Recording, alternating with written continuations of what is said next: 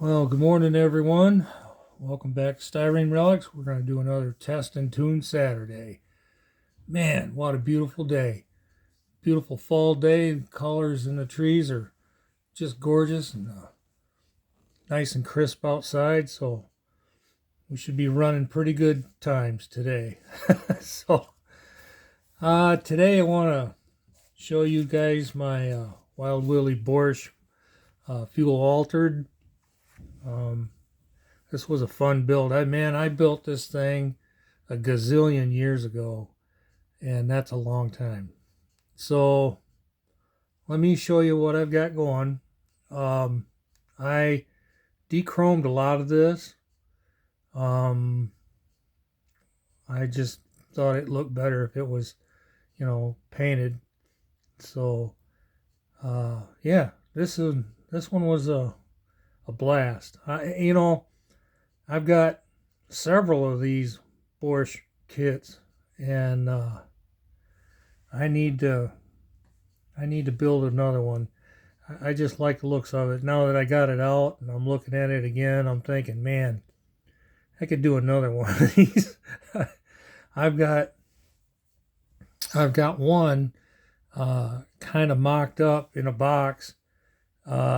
It's a little oh shoot, it's a little Fiat bodied one. So I might build Sullivan's Fiat. He got decals for that. It's not quite the right body, but it will work. And there was a lot of different fuel altereds that ran this little body anyway, so I haven't looked to see if there was any model decals for them, but I'm sure somebody's doing them, but I'll get to that later. So it's a box stock deal, and let me show you interior pans. I just knocked the gas tank off. My bad. So should leave well enough alone, Paul. Yeah, like I say, this thing's been built long time ago. Man, this was an early build for me, so I'm sure the glue is real brittle on it. Let me give you a quick little history with Wild Willie Borsh. He started running altereds in 1960 with this car. He ran that car with he built this car with a fellow named Al Marcellus and a bunch of other guys, and that engine is a 392 cubic inch Hemi.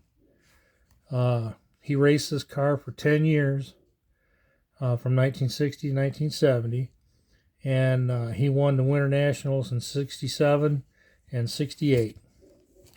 But NHRA never recognized AA fuel altereds until 1967, so he was never credited with a national title. Now this is quite a feat. If you guys aren't familiar with fuel altereds, they're short wheelbase, and they're squirrely. These cars are very squirrely. On September 28th, 1967, in Irwindale, he ran his first 200-mile-an-hour pass. It ran 791 seconds at 200.44 miles an hour. Now that's pretty good, and that's moving, man. So in one of these things, because like I say, these things were squirrely. There were other fuel altereds that were real popular that ran during that time. One of them was Pure Hell, Pure Heaven, Panic, Nanook, and Warlock.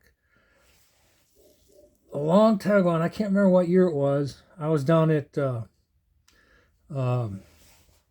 Indianapolis Good Guys show, and they were running some cars down there, nostalgic cars, and they had several of these fuel altereds down there, and I got to see Pure Heaven.